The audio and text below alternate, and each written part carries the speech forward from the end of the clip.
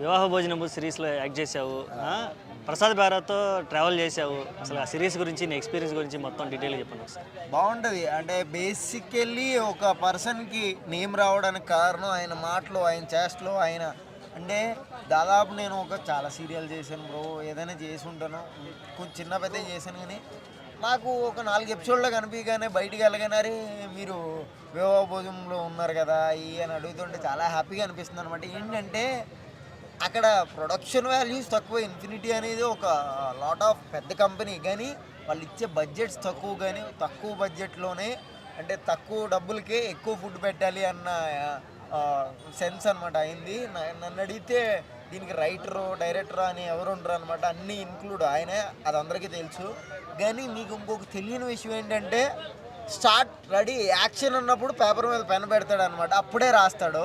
ఒక అరగంటలో షూట్ అనగానే రాస్తాడు అనమాట, సీన్లు ఆయనే అల్లుకుంటాడు. It was very very very very very talented అనమాట.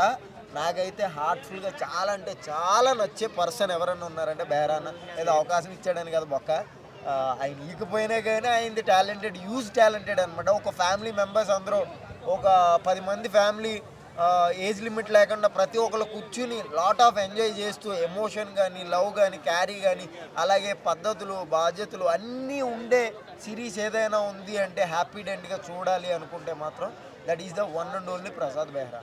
నాట్ ఓన్లీ ఒకటే సిరీస్ కాదండి, ప్రతి ఒక్కటి ఆల్మోస్ట్ ఆయన 16 సిరీస్ చేశాడు. 16 సిరీస్ అలాగే వెబ్ ఛానల్ చేశాడు. అలాగే ఇంకా ఏదో బై మిస్టేక్ ప్రతి ఒక్కళ్ళ నడకలోనూ నిప్పుల దారి వస్తుంది అన్నట్లు ఏదో జరిగిపోయింది మొన్న, అలా కోర్టు అది సంథింగ్ వాట్ ఎవర్.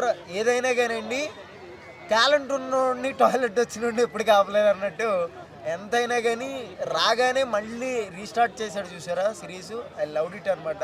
ఇప్పుడు దాకా చేసిన సిరీస్ అంతా ఒక ఎత్తు అయితే వివాహ భోజనంబు నెక్స్ట్ లెవెల్ అనమాట. 6 ఎపిసోడ్స్ మాత్రం దాన్ని అంతా కలిపితే ఒక సినిమా అంటారు, mini movie, the best movie అనమాట.